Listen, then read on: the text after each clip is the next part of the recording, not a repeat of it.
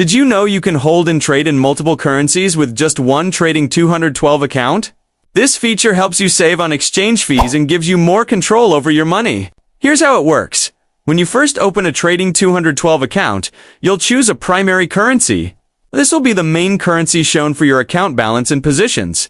But here's the cool part. You're not limited to just one. You can deposit funds in different supported currencies. Simply choose the currency you want at the time of deposit. When withdrawing, you can pick which currency balance you want to take out.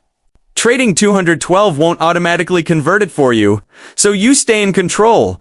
And when you're placing trades, you can select the asset's currency directly, which helps you avoid unnecessary foreign exchange fees. So in short, pick your main account currency, deposit in multiple ones, trade in the currency of your choice, and withdraw without forced conversions.